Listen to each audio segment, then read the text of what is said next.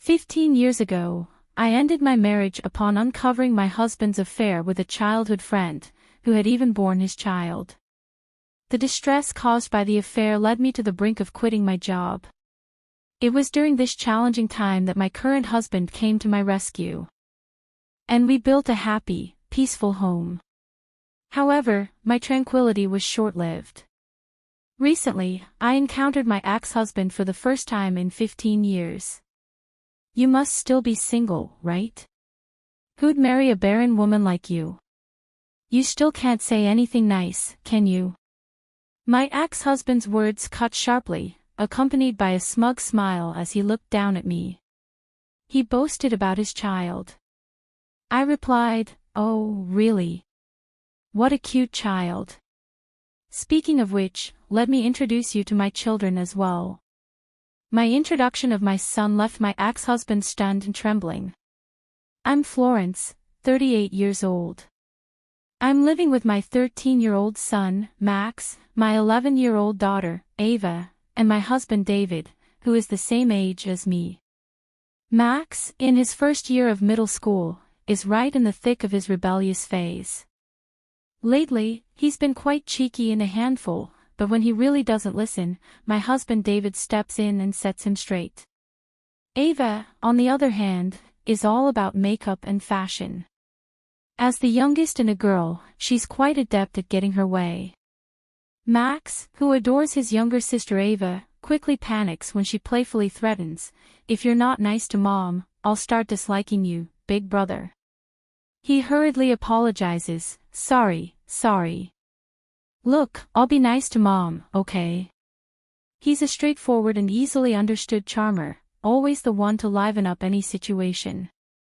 I lead a bustling yet joyful life, but there's a detail many are unaware of: I'm a divorcee now in my second marriage. I ended up divorcing due to my ex-husband's despicable betrayal 15 years ago. My ex-husband, whom I'll call Jack, was my senior at the university. We had many mutual friends and were blessed with good wishes from everyone around us, so everything seemed smooth and promising. Early in our marriage, we often talked about how much we wanted kids, saying things like, "I really want a child soon," and "It would be nice to have matching outfits when we have kids." Both of us were really looking forward to having children. However, reality didn't go as smoothly, and even after a year had passed, we still weren't blessed with a child. Every month, the arrival of my period led to a bit of friction in our marriage. Neither my husband nor I thought it was good, so we had several discussions and even paid for expensive treatments to find the cause of our infertility. However, being told there was nothing abnormal, we didn't make any progress in improving our marital relationship. Initially, my husband was encouraging and cooperative. However, as time passed without us having children, he seemed to become irritated, and his attitude towards me started to change. When will I ever become a father?" he said loudly, throwing a sarcastic remark. His comments implied that he believed I'm the reason we can't have children. He stopped being cooperative with household chores, leaving everything to me. Sing washing dishes, laundry, and cleaning. When I asked, "Hey, why did you suddenly stop helping with the housework? You used to do it before," he replied, "because you're infertile. If you don't do the housework, you're not fulfilling your role as a woman, making our marriage pointless." Afterward, my husband's words became increasingly barbed. "My sister and her husband are already expecting their second child. Isn't that great? They're on their second, and we haven't even had our first yet." My husband glared at me with a harsh look, scorning and mocking me. "If you had a normal body, I would have been a father long ago. How can you say I'm not normal when we don't even know the cause yet?" But my husband said, "It's always the woman's fault for infertility. Don't you know that? If I had known you were infertile, I would have never married you. You should feel a bit guilty." His words pierced my heart like sharp thorns. I also began receiving calls from my in-laws, eagerly saying, "We can't wait to see a grandchild." At first, I brushed it off, saying, "It's only been a year, and having a baby is a blessing." However, this seemed to backfire. My mother-in-law's attitude became harsher, accusing me, "You're useless for not being able to bear children. Your sister-in-law did it so quickly. You're the only defective one." This daily pressure weighed heavily on me. One day, my best friend Daisy invited me out for drinks after a long time. Jack, my ex-husband, had been busy with work and did a lot of overtime, so he was rarely home. That's when Daisy shared some shocking news with me. "I've been wanting to see you for so long. I have something important to talk to you about, Florence. I've missed you too." "So what's on your mind, Daisy? Do you remember Grace?" Leo was Jack's childhood friend. They lived near each other when they were young, and their parents were close. Grace attended the same university as us and now works at the same company as me. Grace, the daughter of my company's CEO, got her job through family connections. We weren't close in college since we were in different clubs and departments, and even at work, we hardly interacted, being in separate divisions. Once, my husband introduced me just once to Grace, saying, "She's my girlfriend, so please get along with her." But Grace, perhaps not wanting to lose her childhood friend, glared at me with sharp eyes. Thinking she disliked me, I tried to avoid her as much as possible. Grace, tall and strikingly beautiful, was so popular in college that she participated in beauty pageants. Being a CEO's daughter and a beauty made her somewhat of a celebrity at our office. Grace, oh, Jack's childhood friend, right? Yeah, I know her. She's beautiful. We're in the same company but hardly interact. What about her? Well, it's hard to say, but I think your husband and Grace are having an affair. I was utterly shocked by Daisy's unexpected warning. I saw them recently. They were walking hand in hand. Not just like friends. No way. I think you should check it out. If you need to talk, just call me, okay? Thank you for telling me. Jack was cheating. I had suspected it. His behavior towards me was awful, always coming home late, claiming he had to work overtime. He was never around on weekends, always busy with client entertainment. I had a sneaking suspicion, but I was pretending not to notice. That day, after parting with Daisy, I headed straight to a detective agency. The reason was, of course, to gather evidence of my husband's infidelity. Within a week, they had all the evidence, but I wasn't ready to file for divorce. No matter how terrible he was the man I once vowed to spend my life with. I couldn't decide right away. A few days later, I came home to find Jack, who usually came home late, sitting at the dinner table. "Oh, you're home. Yeah, I thought you'd be late again today." I tried to sound sarcastic on purpose. "Yeah, sorry about that. I need to talk to you." Having heard about the affair from Daisy, I braced myself for bad news. "I want a divorce." "What? So, that's how it's going to be." I realized he wasn't just fooling around with Grace, he was serious about her. "Grace is pregnant. I'm going to marry her." "Grace, your childhood friend. You said she was just a friend, and now she's pregnant. You were having an affair." "Don't call it an affair." "Ha, makes me sound like a jerk." Can't help it, right? Grace can get pregnant. She's beautiful, and there's no reason for me to choose you over her. Jack's shameless attitude stunned me. He didn't think he did anything wrong. I was speechless. Seeing me silent, Jack smirked and said, "My mom has been nagging me to divorce you. She says Lee is prettier, kinder, and can bear children. She always liked her better. This will make her happy." I knew they always preferred Grace. Tears welled up in my eyes. "Well, I've packed my stuff. Got to get back to Lee and her upcoming baby." Ha! With that, Jack left the house. I didn't have the strength to stop him. Later, a one-sided divorce paper arrived. A woman's handwriting was on a note tucked inside, "Please divorce my husband soon." Seeing the contradictory words, I felt a question mark floating above my head. I really wanted to retort, "No, it was you who took my husband away." Seeing those words, I snapped back to reality. I was stuck with questions on my head. Why am I being blamed? I can't just silently accept this divorce. Determined, I took the evidence I had gathered from the detective agency and filed for divorce mediation. A few days after filing, I received a call from an unknown number. Wondering who it could be, I answered the phone to hear a woman's voice screaming, "What do you think you're doing? Why did you start a lawsuit?" It was Grace, Jack's mistress. "Well, it's only natural, isn't it? I know all about your inappropriate behavior. It's only right that I demand compensation." Compensation? I'm pregnant. How can you be so cruel at a time when I need money for the baby? Who's being cruel here? You're the one who got involved with a married man. You're the one who's infertile, you horrible woman. Her shrieking voice hurt my ears. Anyway, I plan to discuss the divorce, including compensation, in an official setting.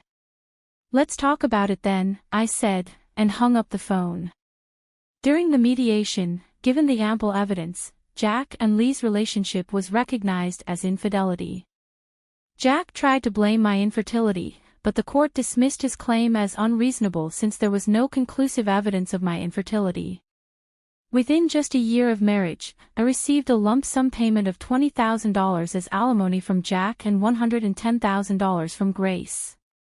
I didn't want to drag out any financial ties with them. Thus, our divorce was finalized. However, my ordeal didn't end there. Since Jack, Grace, and I went to the same university, the affair became a topic among many friends.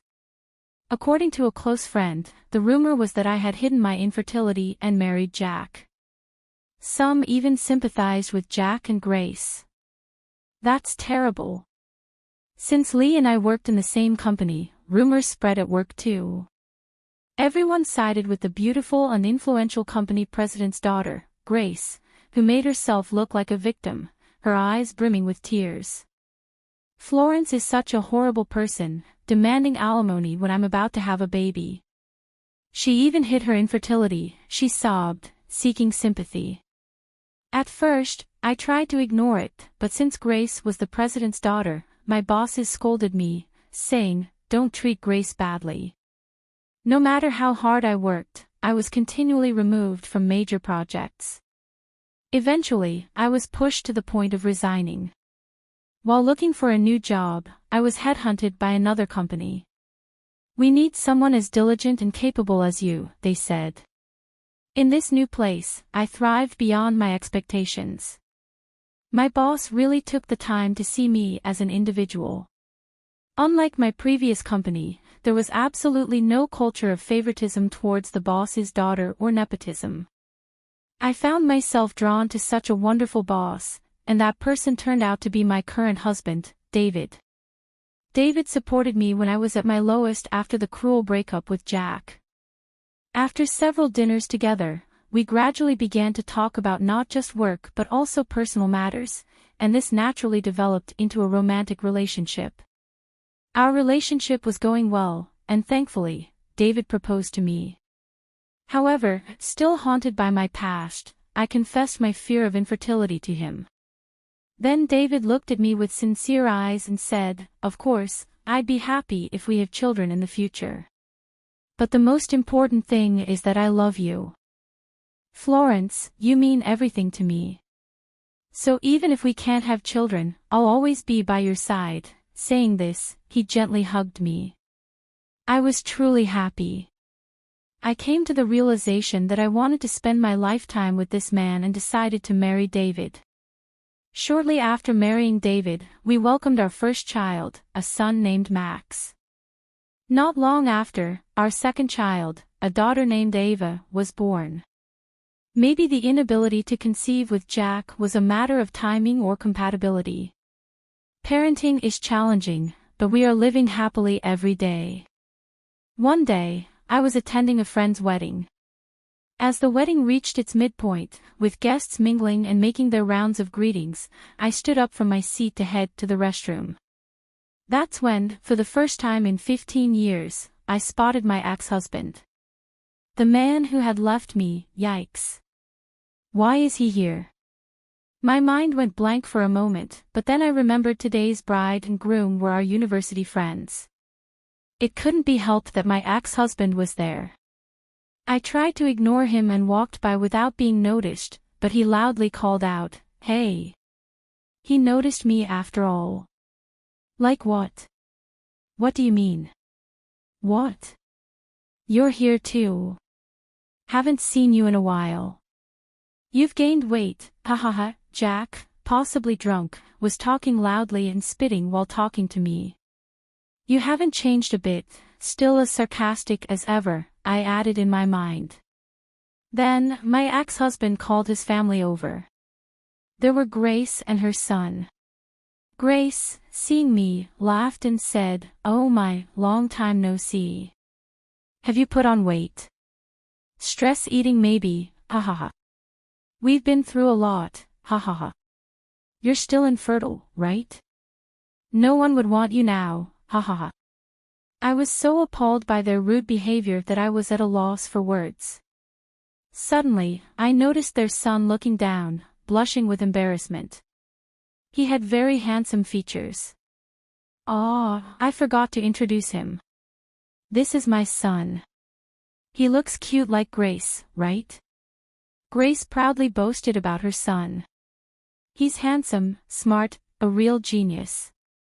Sorry, it seems like we're the only ones happy here, hahaha. The couple laughed at me, proudly showing off their son. However, their son had a distorted expression on his face, and that caught my attention a bit. It seemed he's growing increasingly dissatisfied with his parents' attitude of scorning others right in front of him. I thought to myself, he must be a really kind child, but I had no time for them. Just as I was about to leave, Jack grabbed my arm tightly. You divorced me because of infertility, and yet you still had the gall to take money from us. Jack seemed to still hold a grudge about something that happened 15 years ago. If anyone should hold a grudge, it's me. Then Grace turned to me. Yeah, you're infertile and single. Why do you need money? Families like us with children need it more. Give us back double the money you took. I was stunned by their selfishness. Just then, Jack's son spoke up. Single means unmarried, right? But she's wearing a wedding ring on her left hand, pointed out by Jack's son. Jack and Grace stared at my left ring finger. You're married. Everyone around was staring as Jack and Grace screamed loudly. I couldn't help but feel embarrassed. As I was wondering what to do, a familiar face suddenly appeared in my view. Auntie and Uncle, you shouldn't be so loud at a celebration like this. It's bothering other people. Maybe you should be more considerate. My son, Max, Ava, my daughter, worried about me being late, had come to check on me. Ava always speaks her mind, but it was rare for Max to speak so provocatively. Mommy, you're late. Mom, you have kids. Yes, I do. Let me introduce them. This is my son Max and my daughter Ava. Jack was shocked to see the children of the woman he thought was infertile. Grace stared intently at my son. After a while, they began to speak in a maturing tone with a voice that seemed strained and, horror, that uniform. It seemed they were curious about my son's attire. Yes, he came straight from school with my husband, so he's still in his uniform. Not that. I mean, that uniform. It's from that famous private middle school. Oh yes, Max worked hard and wanted to try for it, so we let him take the exam. He passed and has been attending that private middle school since this year. Indeed, my son excelled in his studies and was attending a renowned school in the area. No way, that can't be your son, of all people. My daughter too. Next year, she plans to take the same school's exam. Yeah, and you know, Max is amazing. He won a violin contest. Violin. I thought I recognized this boy. He was on TV recently. Ah, you saw that. Yes, he's been getting quite a bit of media attention lately. He was coming back from violin practice today. No, this can't be. Grace and my ex-husband were amusingly speechless. You were supposed to be infertile. How could you have children like this? Flared Jack. Carly, you both seem happy, and that's great. As you can see, I'm filled with happiness too. Please, let's not involve each other anymore. We have no relation to each other now. Just as I was about to leave with my kids, my husband David arrived. Hey, what's going on? The main event is about to restart. Seeing my husband, Jack's face went pale. Mr. Lopez. The president. Lee also turned pale, recognizing my husband. Is your husband by any chance the young Mr. Lopez who became the president of Resident last year? Indeed, my husband David was the president of a parent company of Grace's father's firm. During my job search, I was approached by the parent company and made the switch.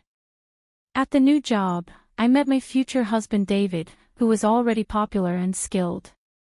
Last year, David was appointed as the president of the company, recommended by the then president. I'm Lopez. What's with this atmosphere? What happened? Sensing the uneasy atmosphere, my husband looked puzzled. And then my son Max spoke up. I heard these people calling Mom infertile and fat, so Ava and I came to help her out. You heard that, huh? It seems like Max and Emma overheard me being insulted by my ex-husband and his wife. That's why Max spoke in such a manner earlier. You guys are, realizing the context, my husband's expression hardened. I heard rumors, but I didn't expect a lack of decency. Then Jack suddenly started making excuses to my husband. No, I mean, Mr. Lopez, the president, there's no way I would speak, you of the wife of President Lopez, right? Right, Grace, why are you, grinning to this woman's husband? I was the one, you suffered because of her, getting in trouble with my father for having my money taken. I'll never forgive her, Grace, think before you speak. If he dislikes us, our subcontracting company is finished. As Jack started to flatter my husband and Grace protested, they began arguing. It's just unbelievable. Then their son, who had been silent, shouted out, let's stop this already. I've been listening, and it's terrible how Mom and Dad are talking about this lady, calling her fat, infertile, and ridiculing her, and then demanding money back. It's embarrassing for me. And what's this about an affair? Am I a child born from an affair? Am I an unwanted child? Hearing their son's tearful plea, Jack and Lee started to become visibly unsettled. Well, it's not like that. So I realized that the other attendees around us were staring at us. Finally noticing the stares from around us, she blushed deeply and looked down. Although I couldn't forgive Jack and Grace, I admired their son for his strong sense of justice and kindness. He had nothing to do with this. Thinking this, I hurriedly tried to back up their son, but before I could say anything, my husband spoke up. Thank you for defending my wife from the insults. You really are a kind child, he said, patting the boy's head. Continuing, I also spoke up with a smile. But maybe I am a bit chubby. That's not true at all. Well, actually, I'm pregnant. My belly has been growing, I said, stroking my belly. Actually, I was then pregnant with our third child.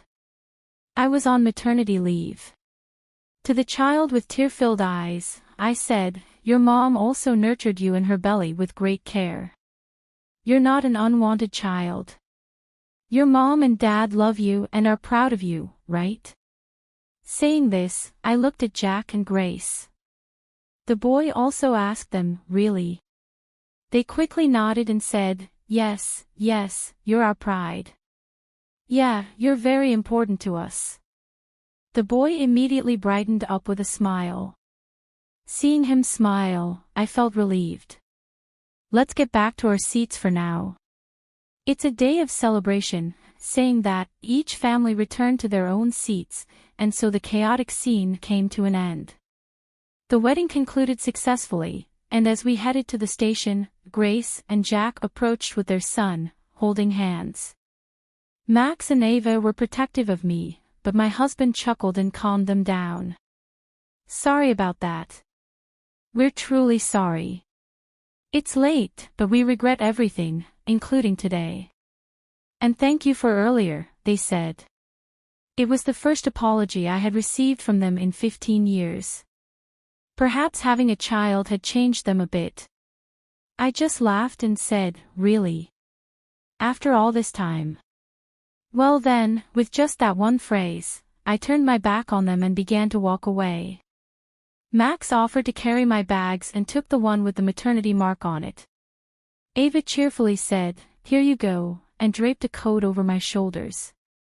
Despite their young age, they are thoughtfully looking out for me during my pregnancy. All right. Tonight's dinner will be Dad's homemade hamburgers, Max and Ava's favorite. Yay, thank you. I vowed to protect the smiles of my beloved family, moving away from the pains of the past.